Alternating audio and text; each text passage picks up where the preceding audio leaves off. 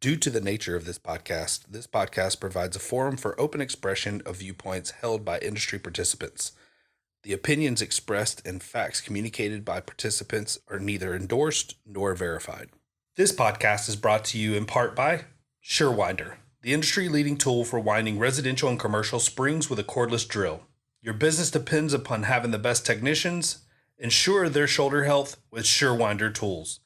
See us at surewinder.com. Hey there, everybody. My name is Hannah. Welcome to another episode of Torsion Talk, the podcast where we talk about the garage door industry and how you can grow your garage door business. You ready for this? You ready to take control? Are you giving up control or are you taking control?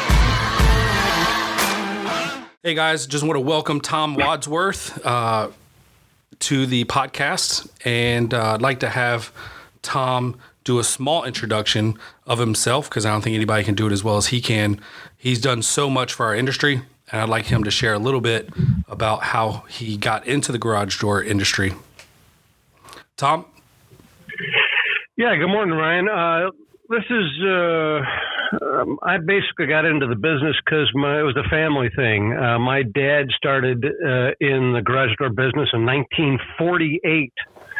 He had just got out of the Navy, and Rayner hired him at their manufacturing plant in Dixon, Illinois, to be a draftsman in their engineering department. And so when I was growing up through the 50s and 60s, we would go in and to my dad's place of business and run through the factory and such.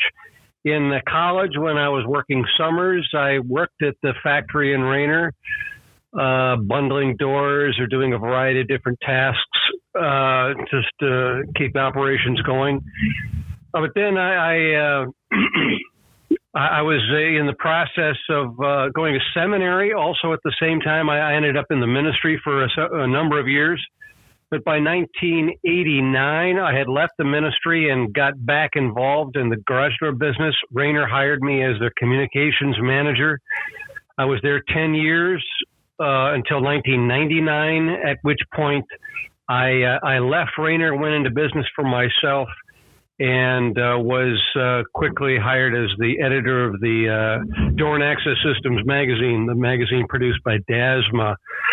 And I served that role for 20 years and just retiring as editor in January of this year, but I continue on as their senior correspondent, still writing on a variety of topics.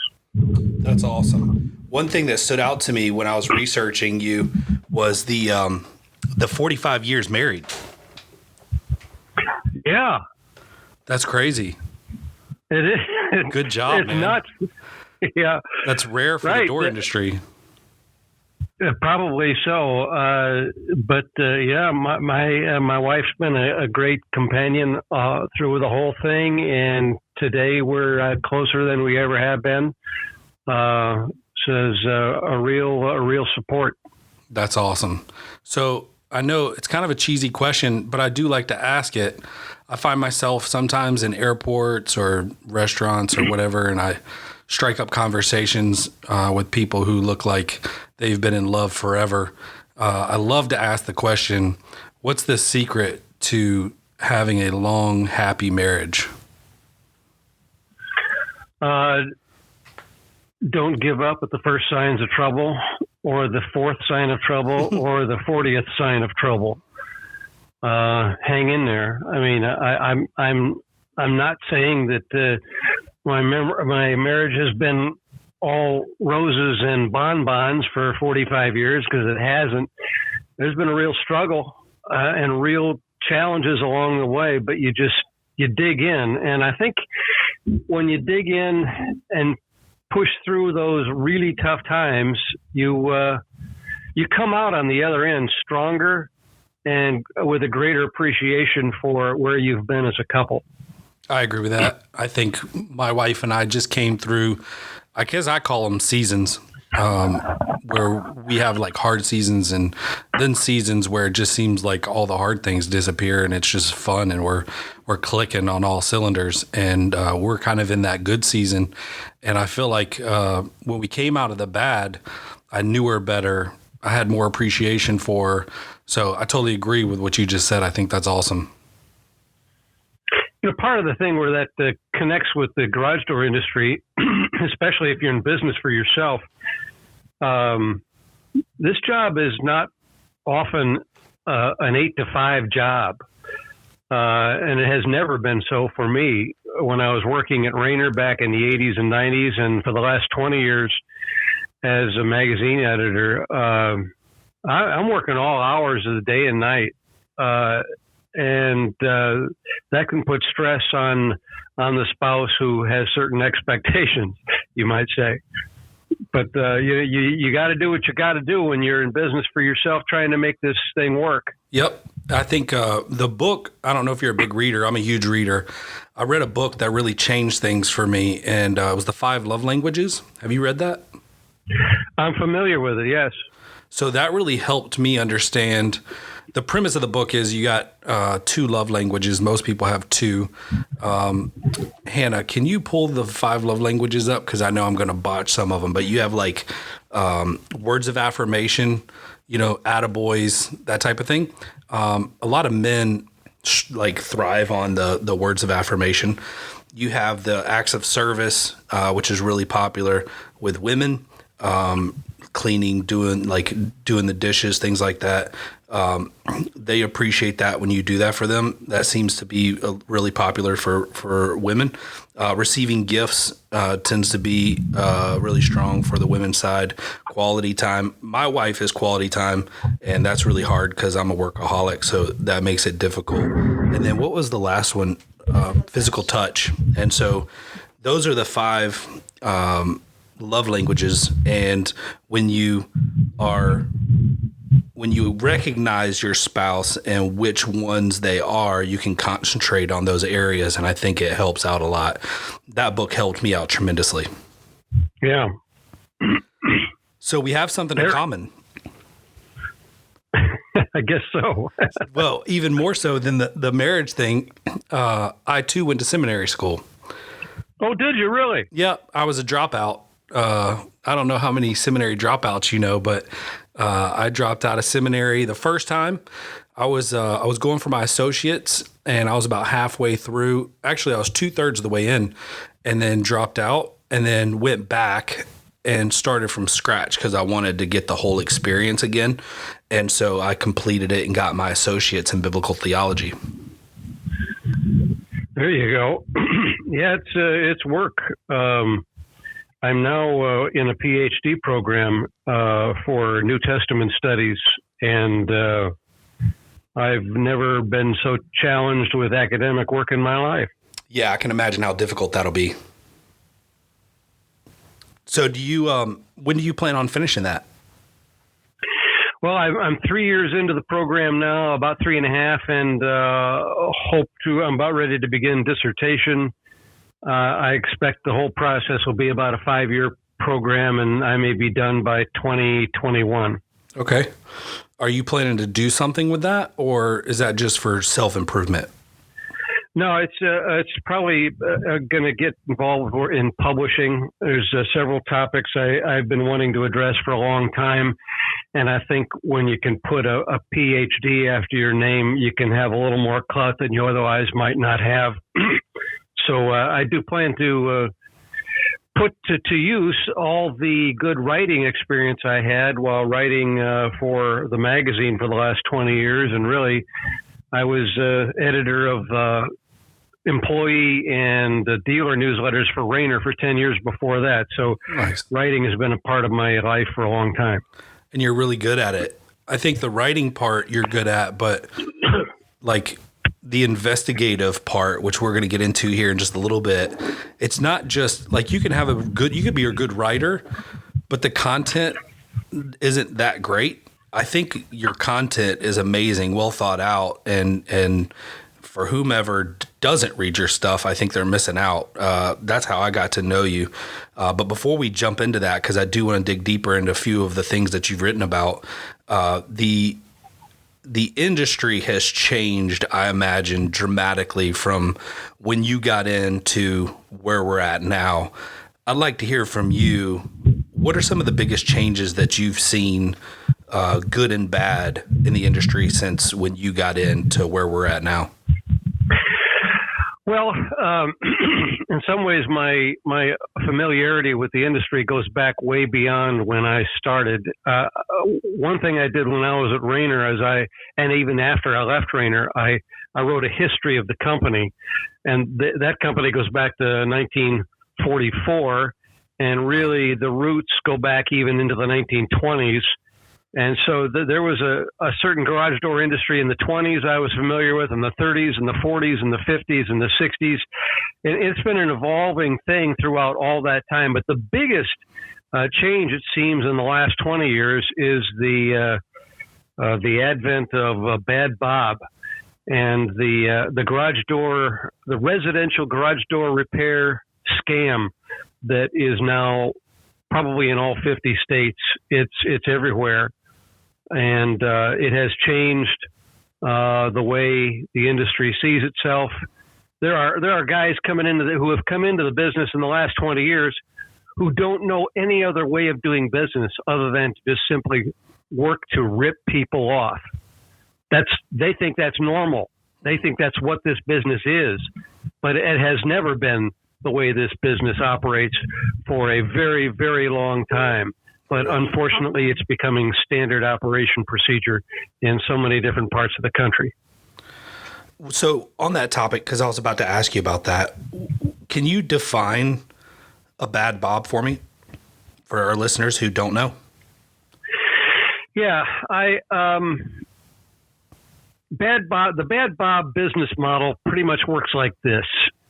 It starts with a heavy emphasis on advertising. Back in the late 90s and early 2000s, that focused on Yellow Page advertising. Bad Bobs at that time would buy out full page Yellow Page ads, or sometimes a double truck, sometimes triple truck, and would advertise themselves under different names and have all kinds of phone numbers, all going to essentially to the same place. But but that heavy investment in advertising forced the business to charge more for their services, because that cost an arm and a leg to be able to advertise full page ads in the Yellow Pages, or now to do what people are doing with Google ads and bidding on ads and paying $50, $60, $70, $80 per lead to Google. This is crazy. And once you pay that much money to get a lead, you're forced to charge them an arm and a leg for the services, and to find unnecessary things that need to be that are repaired subsequently. So the business model is built on advertising. And then once it gets down to actually doing work, there's two aspects of it that make a Bad Bob. One is performing unnecessary repairs, and the second aspect is grossly overcharging for the repairs that you do.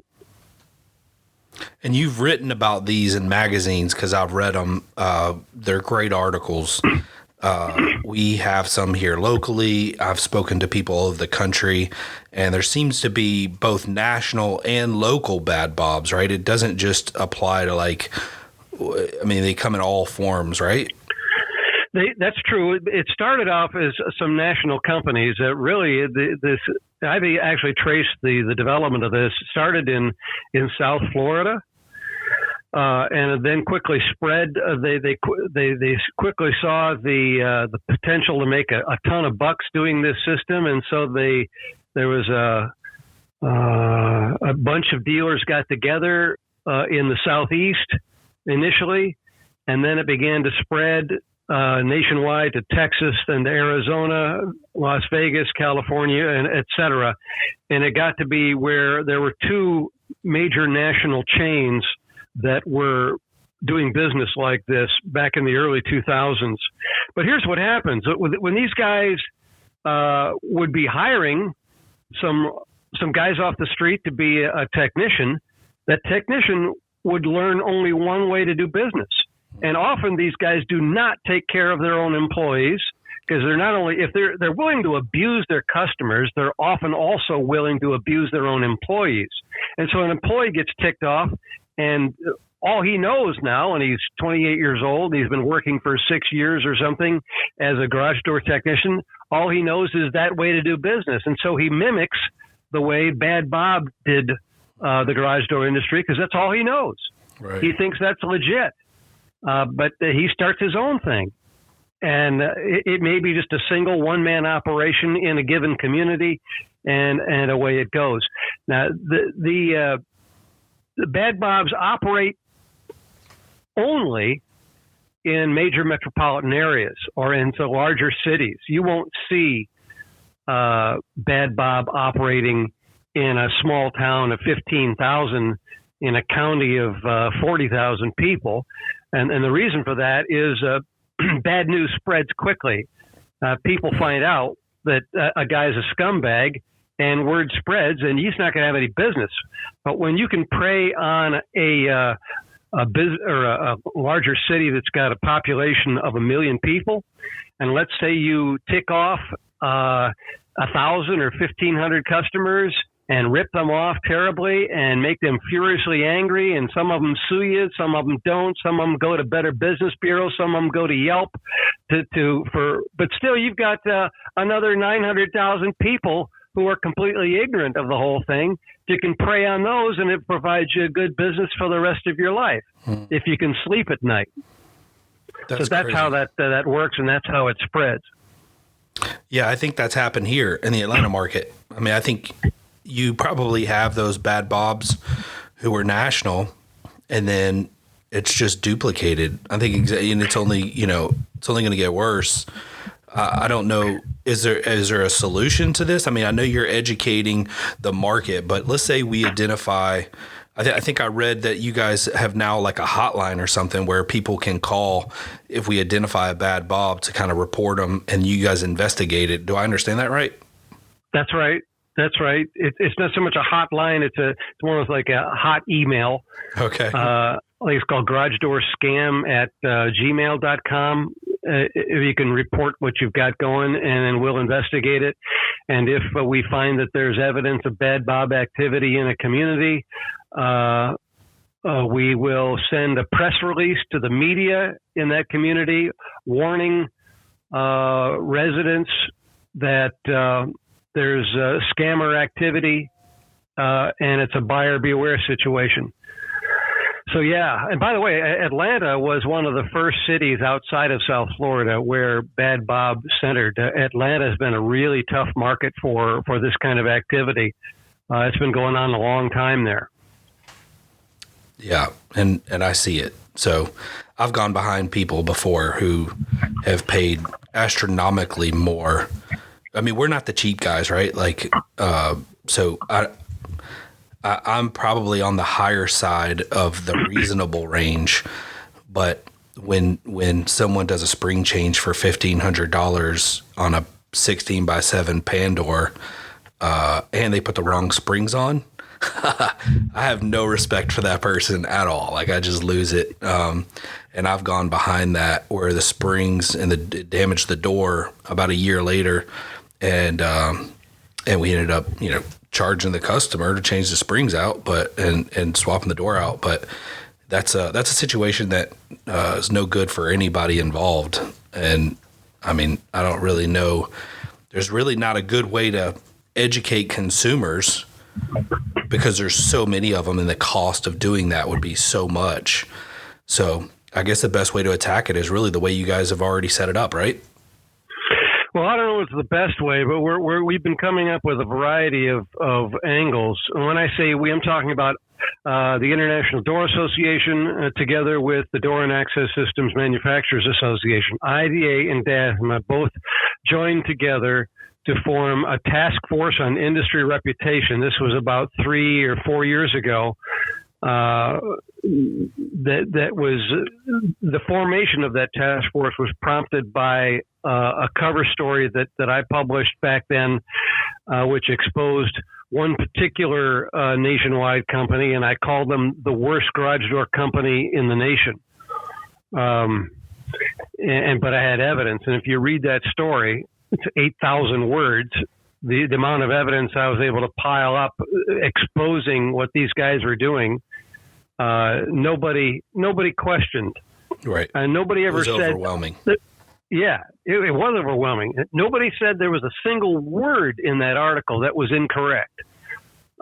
Insiders of that company called me, and they still contact me to this day to tell me everything you wrote's the gospel truth. Yep, that's the way we do business there. It's disgusting, and I'd like to get out, but that's the way it is.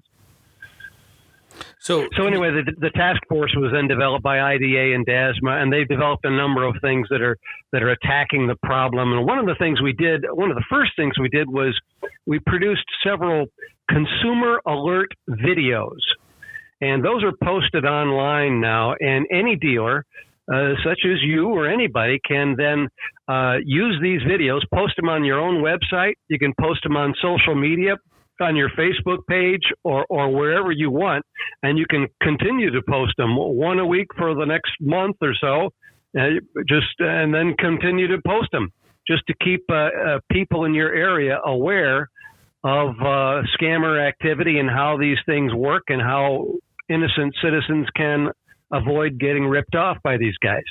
That's awesome. The amount of time and effort that's gone into this just seems to be like substantial.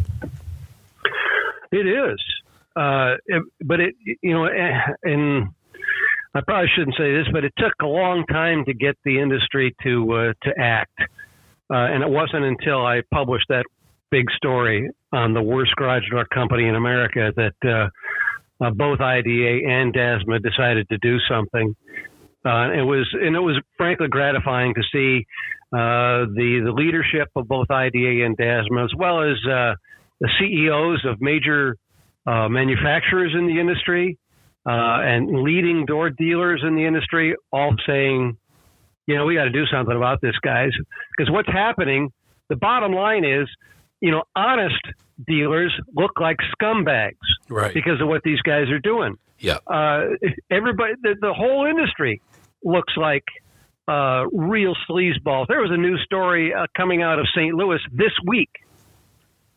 Check it, end of last week, just less than 5 days ago, where there was one garage door company called Maven Garage Door Repair that had used a phony address, used somebody's house really as their address for their business.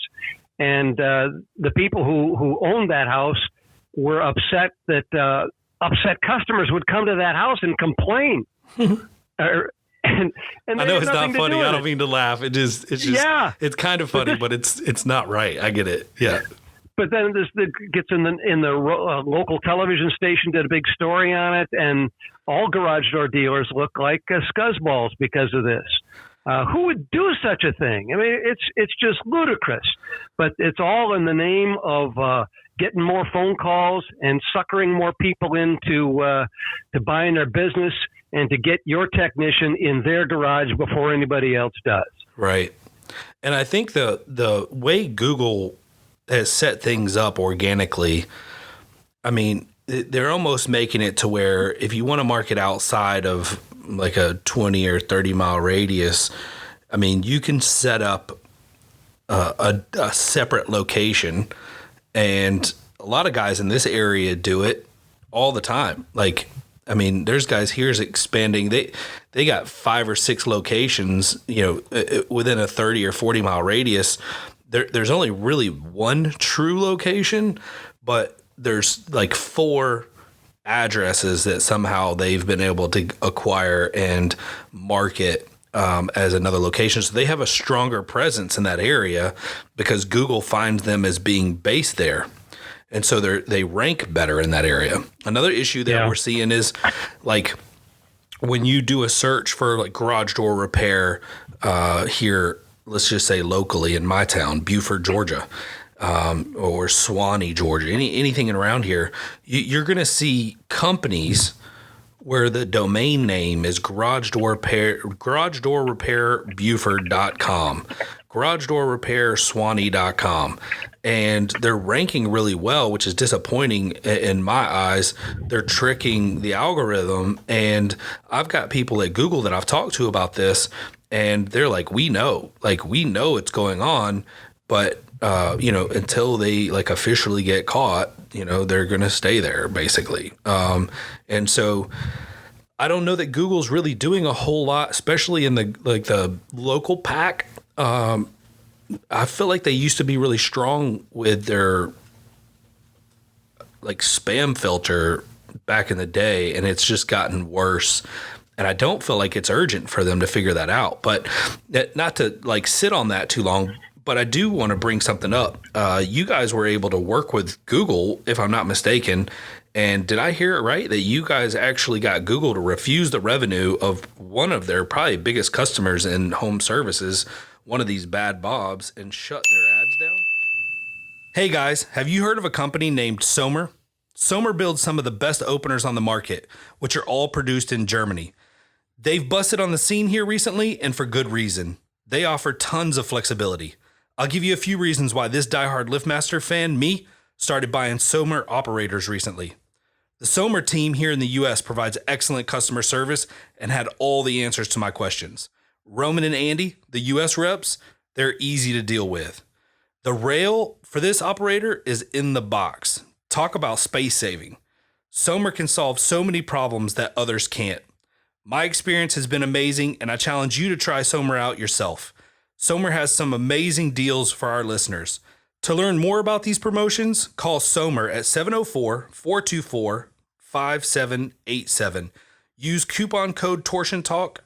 You can also visit them online at sommer-usa.com. With Google, if I'm not mistaken.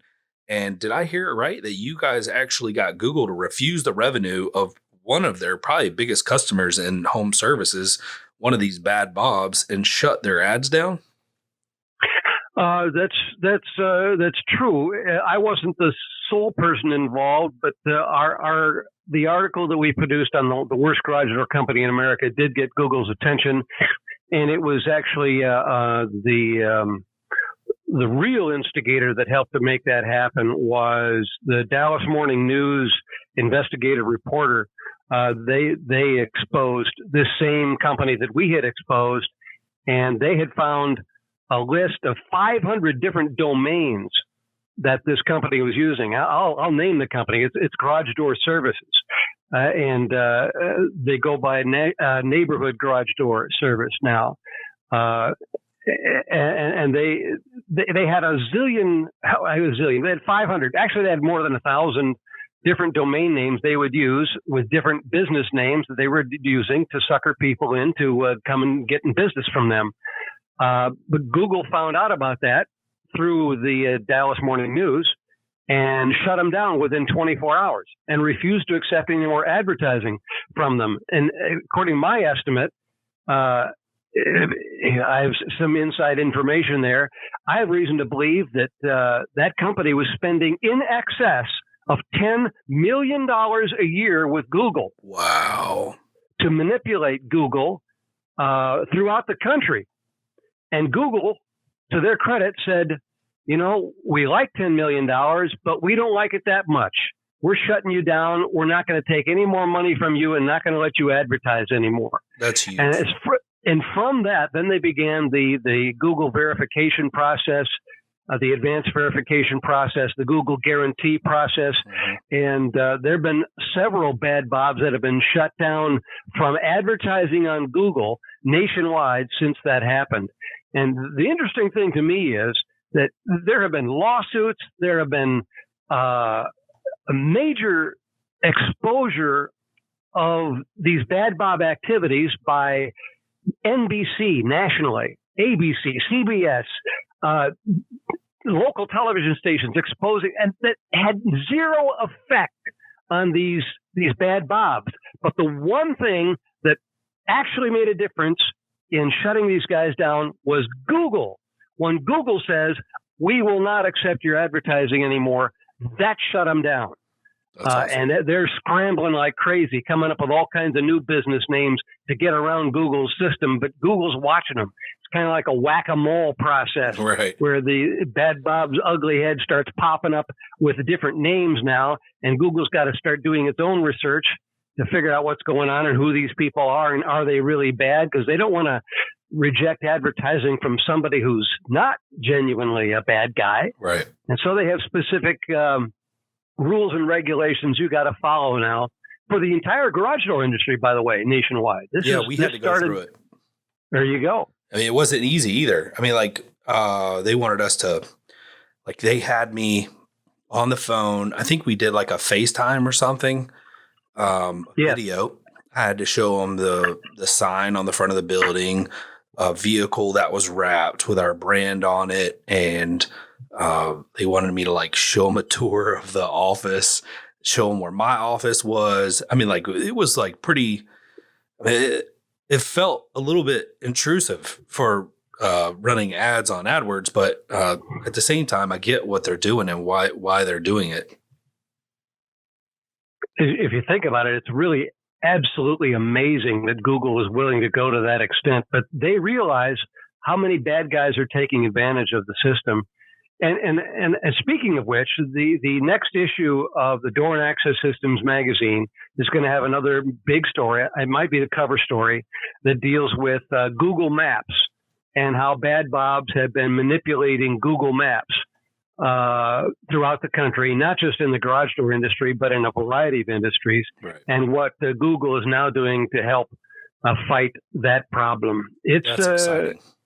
Yeah, it's pretty cool what's going on. But what's also discouraging is that there's still hundreds of Bad Bobs are getting through the Google system and still getting advertising on there and ripping people off every day.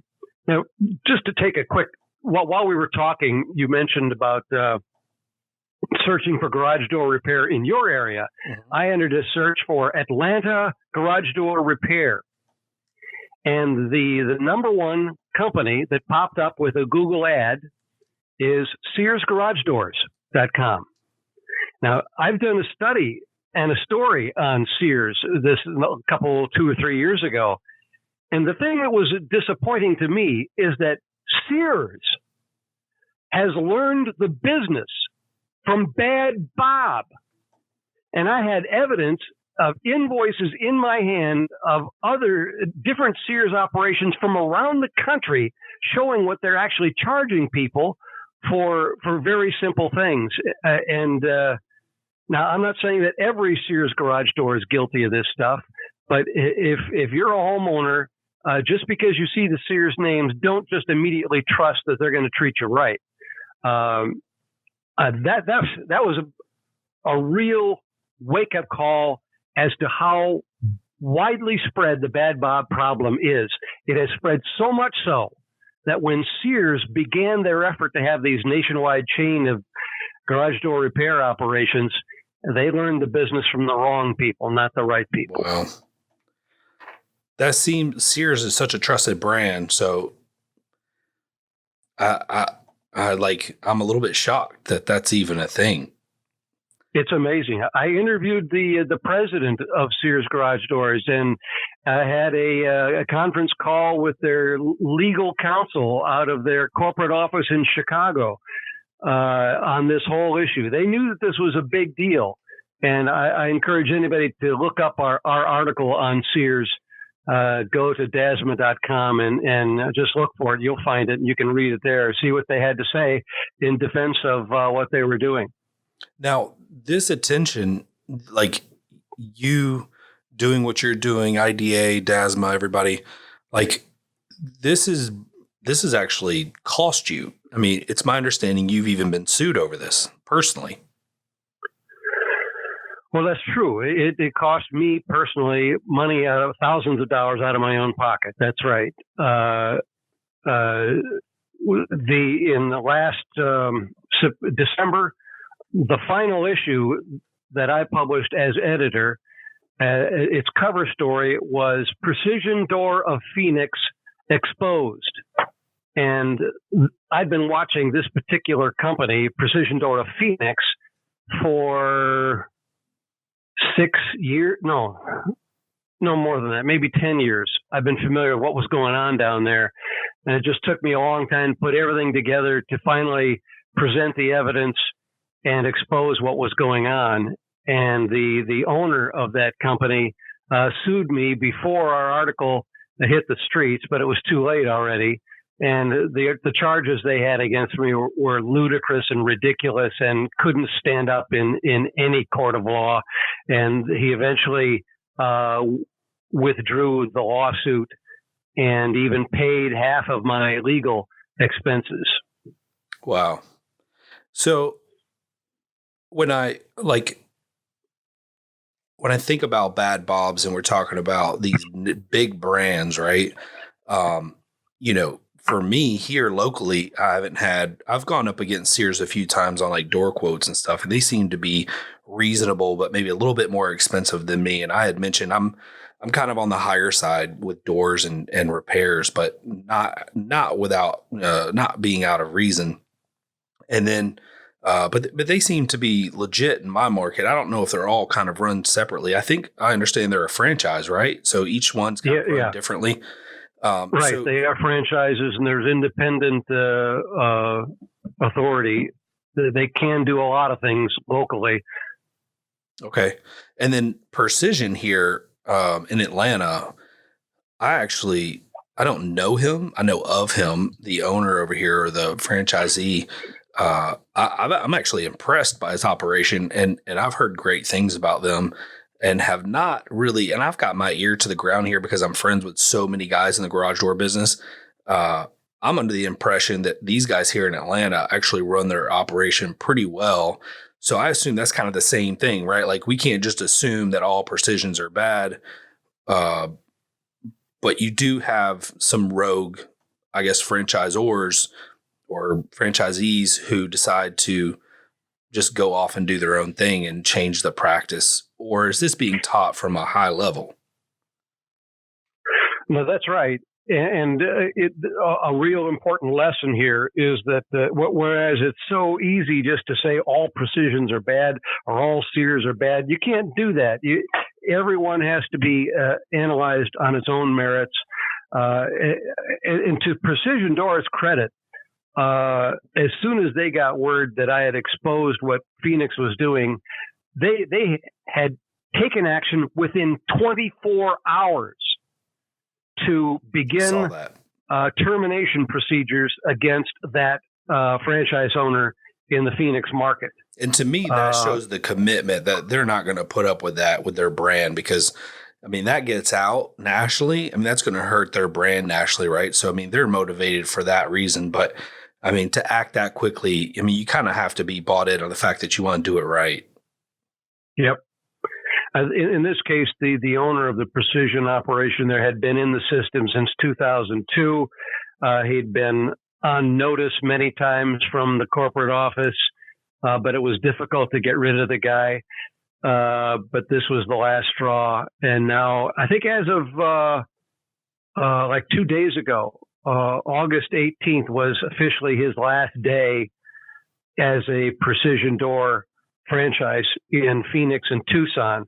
That guy also owns 3 other Precision Door franchises in Dallas, one in Fort Worth, and one in Maryland. And he has another 6 months to sell off those operations because he'll no longer be allowed to be a Precision Door dealer. Oh, wow. Well, good for Precision. I think so. I mean, it looks like you have these big companies. It sounds like Google's bought in on making things better. Precision, and, you know, hopefully the Sears thing is just isolated to, you know, one or a few locations, and that Sears corporate. I don't like Sears is bankrupt, right? Like the store. So I guess the Sears garage door franchise, that's kind of like a separate deal, right? Yeah, they have a bunch of separate deals. It's a massive parent company with multi layers to their businesses. But yeah, they've been in trouble financially on the Sears corporate level.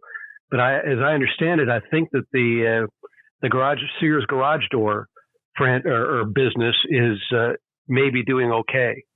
Okay. And I would quickly add that they may have responded to the article where I exposed what they were doing. They may have responded to that in a favorable way so that they're cleaning up their act nationwide as well. But so I don't want to give anybody the impression that if it says Sears, it's bad.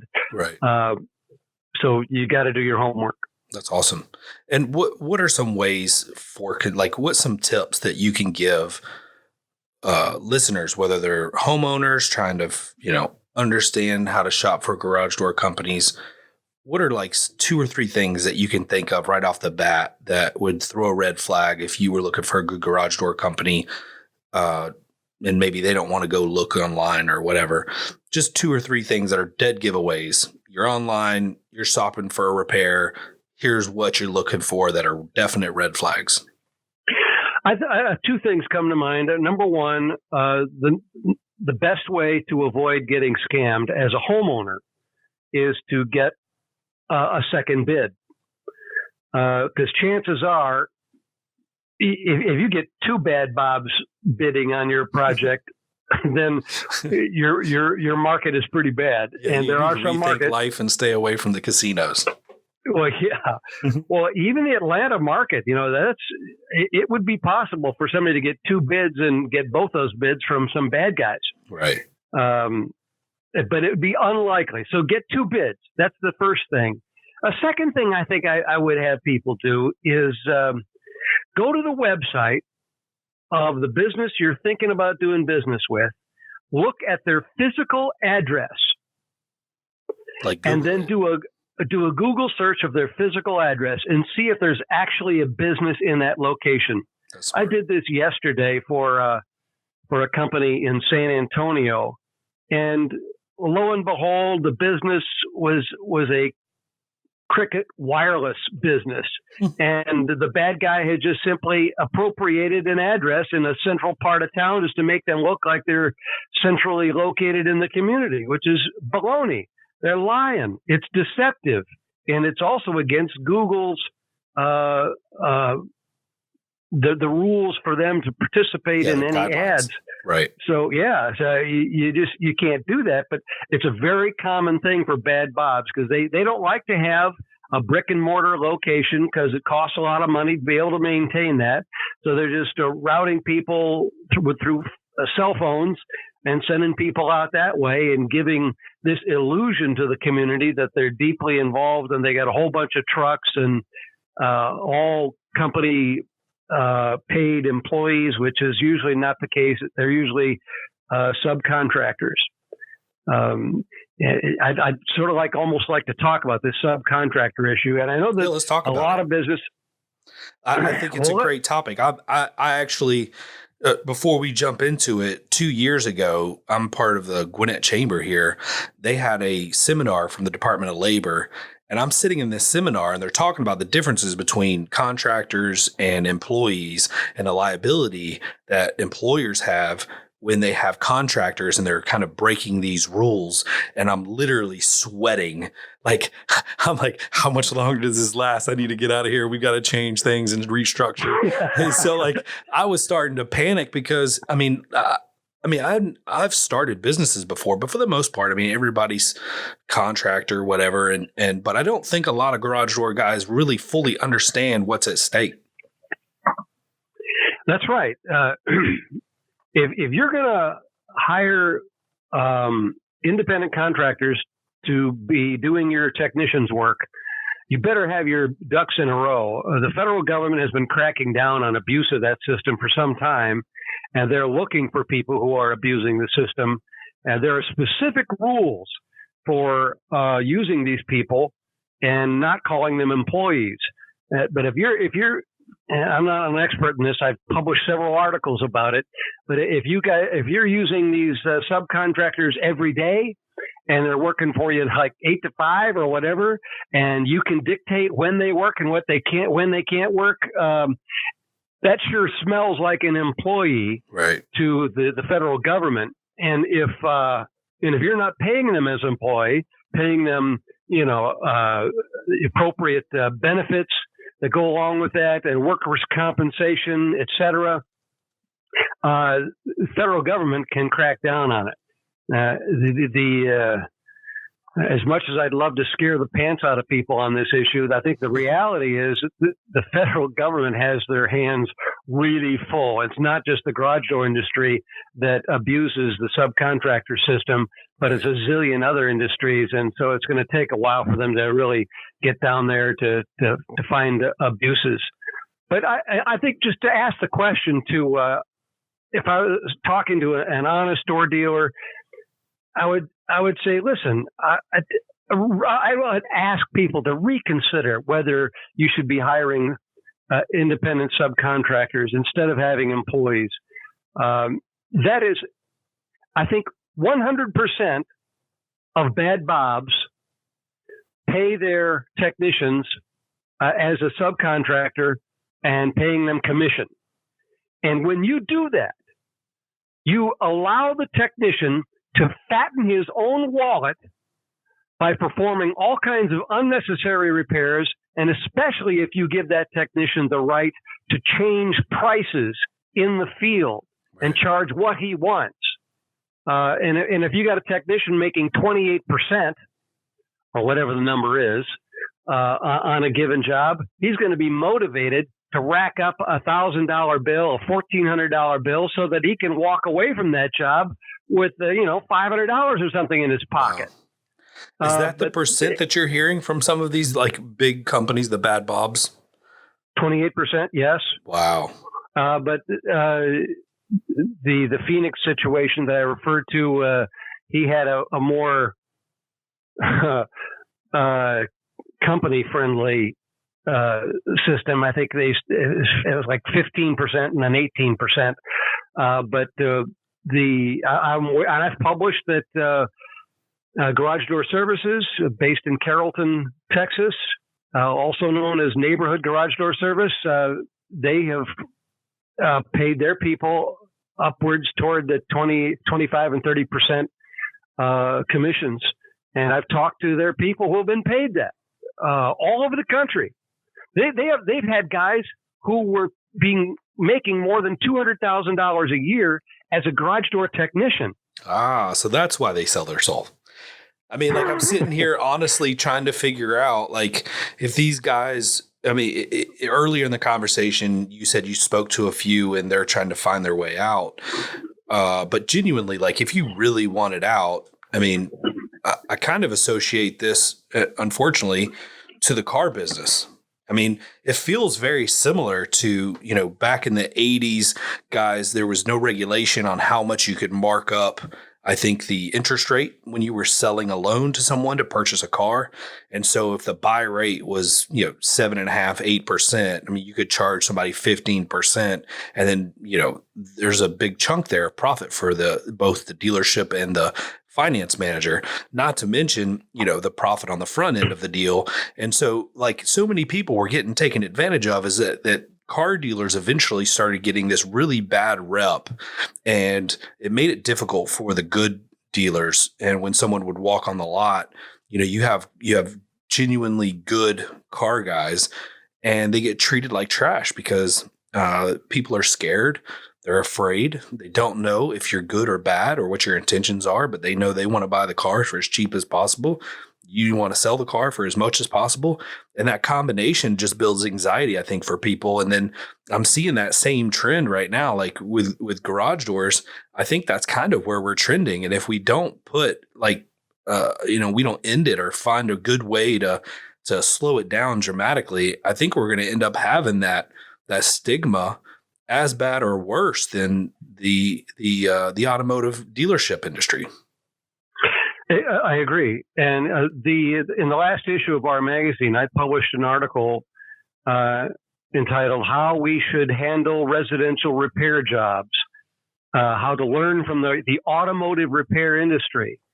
About 12, 15 years ago, I became acquainted with the fact that the automotive industry, the automotive repair industry, was facing this exact same problem back in the 80s and 90s, where you would have automotive mechanics who were doing the same things that garage door mechanics are doing now. They were making unnecessary repairs and they were charging an arm and a leg for parts because, the average person doesn't know what an air filter costs or some of the more technical parts under the hood. Well, the same thing true with the garage door hinges and rollers and such. And the situation is ripe for abuse when you put your car or your garage door into the hands of somebody who's there making a commission, especially off of the whole thing. But the automotive repair industry, under the trade association known as the Automotive Maintenance and Repair Association, came up with several steps to a code of ethics to try to clean up the problem in their industry. And the article I published in our summer issue this year goes into detail on what they did and how we can take advantage of learning from the automotive industry, which is much bigger than ours. And this is a hot topic on, I don't know if you're aware, but there's a lot of activity on Facebook through groups of just garage door guys, talking and chatting about the industry and what's going on. And there's a lot of conversations about pricing. I think that one thing that I tend to bring up a lot is we have a lot of technicians and installers who aren't necessarily the strongest business people, who go into the industry thinking, oh, wow, I can go start my own business and make as much or more than I'm making now and not have a boss and do my own thing. And so they come in and to win business, they undercut everybody. And so the businesses that are established and have overhead and employees and all of that, which is one of the reasons why I think a lot of people go to subcontractors, is because you don't have all the education and the understanding of what it means to have employees, both in cost and legal ramifications. So you have all these guys coming into the industry as their own business, 1 or 2 man show, and they're happy. They're making a couple $1,000, $3,000, $4,000, $5,000 a month doing their own thing. And what a lot of these guys aren't thinking of, like, what happens when you blow a shoulder or a knee, and you're in this position. Like, I don't understand why people underprice, but I also don't understand why we feel the need to overprice. And so, like, one of my questions I had for you, and I'll probably just go ahead and ask you this since we're on the topic, like, what's a good way for a garage door dealer to come up with their pricing where they're not too low and they're not too high to the point where they're not ripping people off, but they're also making a healthy margin? Yeah, I think that this is a legitimate issue, and we've published on this topic several times over the last 15, 20 years. And in some ways, learning from the automotive industry is a legitimate thing here as well. I think you can, if you want to make sure that your prices are appropriate, make sure that they are within range of other businesses in your area that are charging for the same thing. Like, it's not hard to find out what your competitor is charging for a spring change, what a competitor is charging for rollers, and make sure that you're within the market average there. One rule of thumb that I published several years ago is that you ought to be within 75% to 125% of the typical prices in your area. And I think that's just good business for whether you're selling hamburgers or air conditioners or garage doors. Right. You just want to be competitive. That's one way to do that. Yeah. The other thing that I put in this new article that's in our summer issue about the learning from the automotive industry is one thing door dealers need to be aware of is if your repair bill begins to approach the cost of a replacement garage door, yes, then you have a moral obligation to tell the customer. Let's for example, if you got a garage door repair that's going to cost $1,000.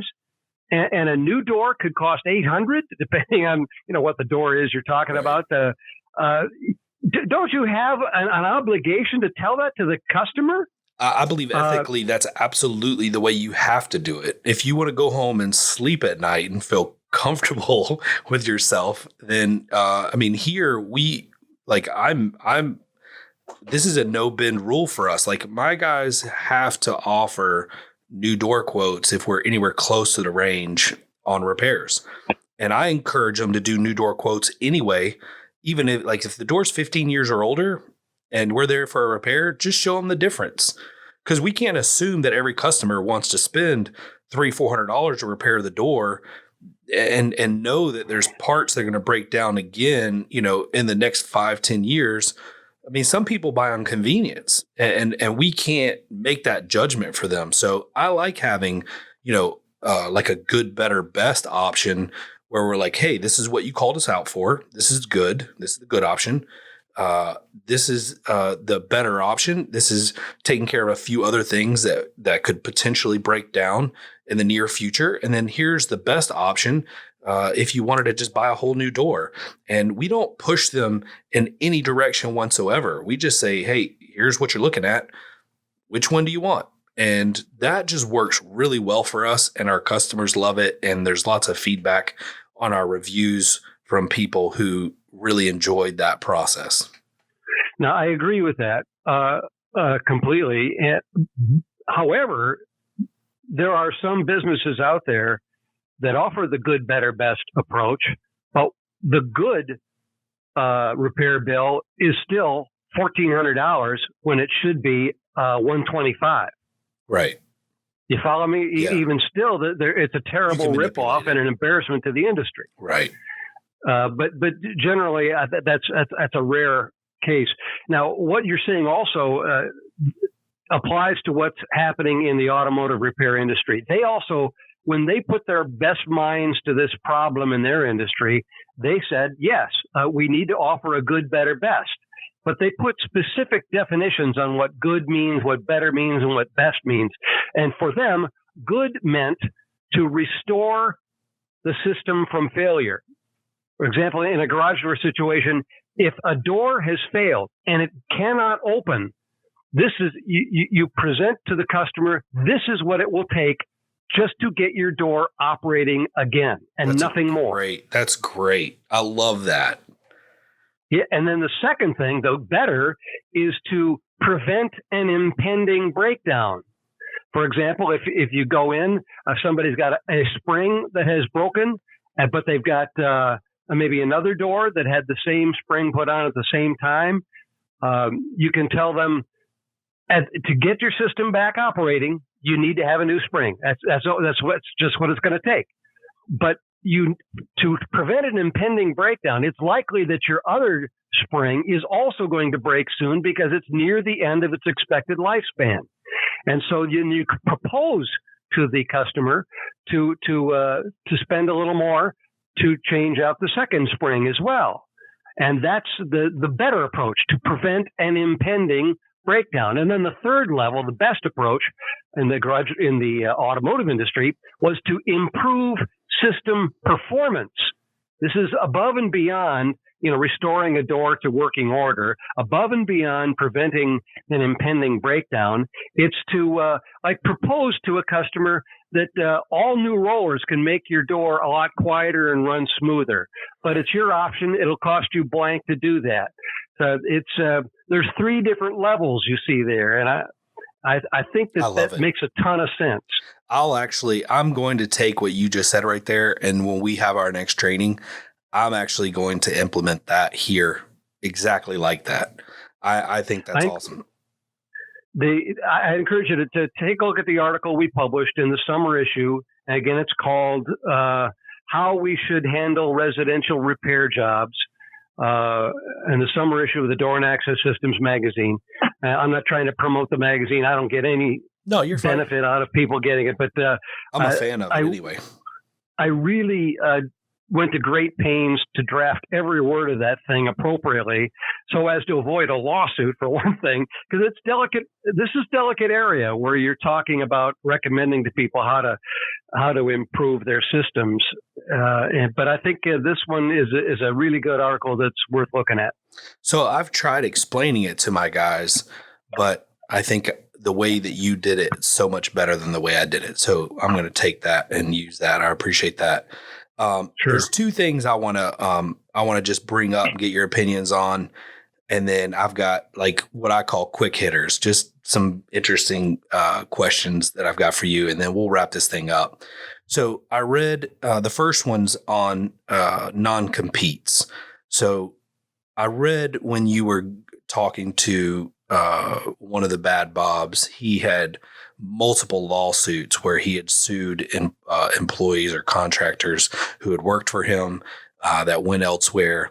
And I think there's this misconception of non-competes, or like there's a lot of guys in the industry that are really afraid of them, but they seem to be like where I came from prior to getting into the garage door industry was software. And for us in software, it was pretty simple. If you were in sales, you just couldn't work in the same state. So your territory had to be a different territory than what you currently had for that period of time in most cases. But a lot of non-competes don't stick. So if you're an employee or really you can't hold a subcontractor to a non-compete, right? I think that's correct. Yeah. I mean, we can look that up. Hannah, you want to do some research and see if can you make a subcontractor sign a non-compete? I mean, they're technically not an employee and unemployed by you. So I'd imagine if they're a subcontractor, they couldn't be held to a non-compete. But anyway, I mean, it's worth looking into. Yeah. So it seemed like you had a lot of information on it. Go ahead. Generally speaking, a person or entity truly is an independent contractor, a non-compete clause or agreement will not be enforceable against him or her. Okay, so Hannah says that if it's a non-compete with a subcontractor, it can't be enforced, right? That's what it says. Is that makes sense? And most garage door companies are running on subcontractors. I think you say most. I think in larger population areas like Atlanta, like Dallas, like Orlando, etc. Yes, that's true. But you get outside those large city areas, I think you're going to see the vast majority are full-time employees and not subcontractors. I did a survey once, a national survey of the industry, asking the question of what percentage of door dealers have full-time employees and what percentage have subcontractors and what percentage use both. And in that study, if memory serves,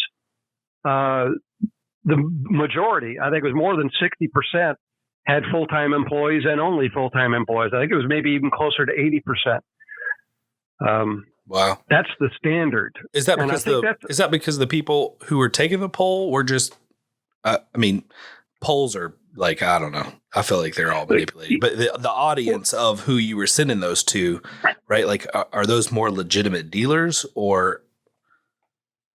No, they really are. There's just a big difference between the way business is commonly done in Atlanta versus the way it's commonly done in Peoria. It's just you outside of those bigger cities, it's just extremely common, even unheard of, for them to be using subcontractors for technicians. In my area, I live in Northern Illinois.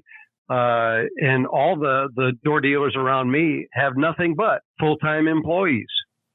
It's just the way that business has been done for decades. That's crazy. It's only in the larger markets where you'll see the opposite. So I think the last thing I'd like to bring up before I ask you these little quick questions and just kind of bounce this off of you. One of the challenges when it comes to being a garage door owner is like the accountability.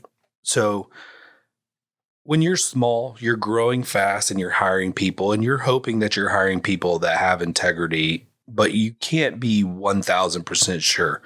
You're sending these guys out, right? And they're going into people's homes. We run background checks, do drug tests, all that stuff. So you do all the things that you hope that you're doing right to try to weed out the bad guys. But how do you, like, what are some ways that you can like monitor those guys and make sure? I know one way we've done here is we keep an eye on tickets. So there's been one or two times where one of my guys have overcharged somebody more than I would have liked. And I give my guys a little bit of flexibility. If the job's more difficult, more complicated, they can adjust.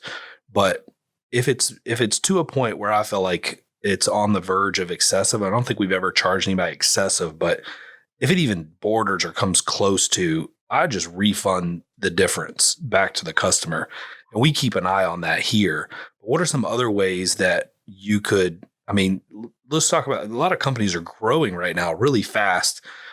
Like, how do you continue that growth, but also the accountability? And this is a question like, I see Tommy Mello out in Arizona expanding at a rapid pace. And one of my conversations with him was like, you know, I think your biggest challenge is going to be accountability. Like, how do you monitor all those people? And he's got he uses the same system we use, but apparently he's locked his pricing so the guys can adjust the pricing in the field. But then, like, guys are smart, right? They'll always find a way to figure things out. And so, like, how do you know they're not doing side jobs with your parts or, selling things on the side? That there's just so much that could happen because you're not there and you're trusting all these guys with your vehicles going into people's homes. How do you monitor that? How do you keep that accountability when you're growing so fast?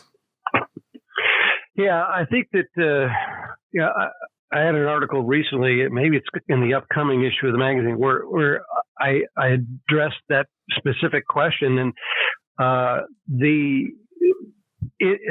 don't know of, outside of a good screening process when you're hiring guys, you really need to do that because these guys are your company to their customers. Right. They are the face of your company to the world at large.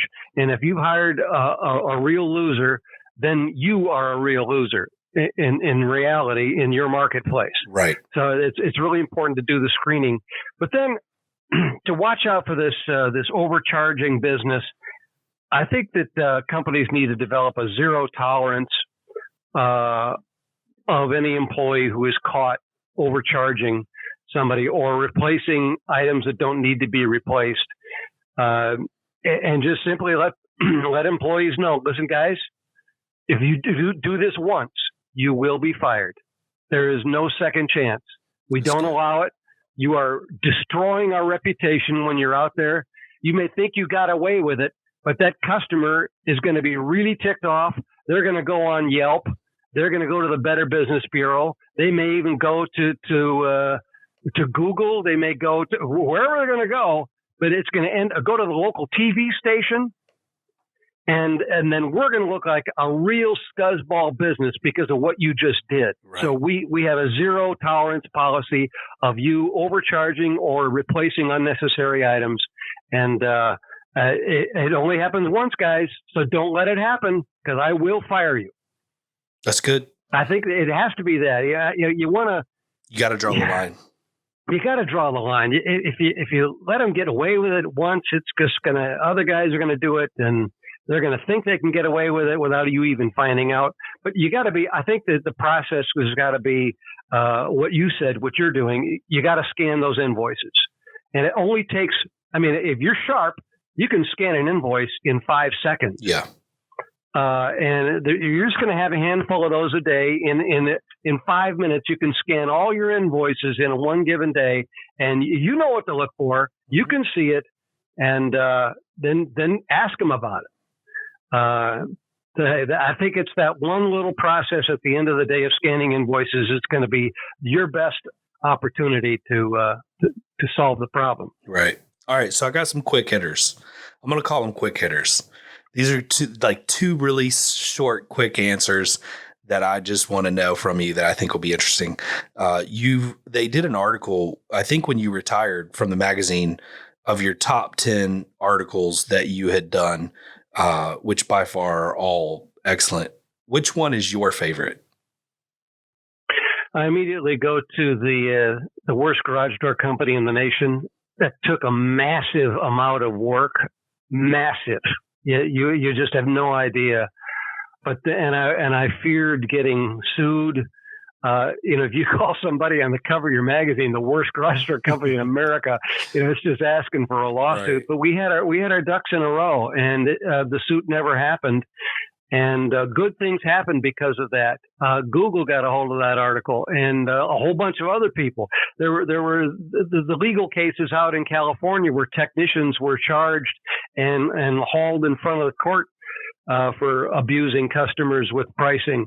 That article was cited 5 times in that court case. So I think that article I point to more than anything else. That's awesome. So the next one is, what kind of door and opener do you have on your house? Well, I should that gets to be a dangerous thing, but I'll go ahead and answer. I remind you now, I live in the community where Rainer is found. Mm-hmm. And my dad worked for Rainer for 42 years. I worked there for 10 years. My older brother worked there for 30 years. My younger brother worked there for 25 years. Rainer makes great, solid products. When I, however, came to changing out my garage door a number of years ago, I went with an Amar Classica. Nice. Because of it was a new style, it was a whole new look, and AMR had a corner on that market, and that's what I've got on there. And I've got a LiftMaster operator on one of them, and a Chinese company leaned on me some time ago and asked me to be a field test for a Chinese operator, and I've got that on my other door and have had nothing but problems with it. That could be a whole other show. Yes, don't get me started. Well, listen, Tom, you are amazing, and I love you for everything that you've done for this industry. I want to thank you, and you're a pioneer by no doubt. Like, I don't think anybody can even say that you're not a pioneer in what you've done single-handedly, and both with groups, IDA and DASMA and your magazine. Like, just the sheer guts that you had to publish some of these articles. I know you knew you were getting into it when you did it, but you did it anyway, and it paid off. And I just want to thank you for that, because you're making the industry better. I hope with this podcast that it's educational and entertaining, and I hope to just put a really small dent in this industry with this, and hope that it helps out. And I just really appreciate everything that you've done. Well, I appreciate it, Ryan. And it's good to talk to you again, and feel free to call anytime. Will do. Take care, bud. See ya. Bye. Hey guys, I hope you enjoyed the podcast. I'm Hannah with Such and Such Media. Our team specializes in garage door marketing, so make sure to visit us at garagedoormarketing.co. Thank you guys so much for listening to the podcast. If you guys enjoyed it, make sure to like us on Facebook and follow us on your podcast platform of choice.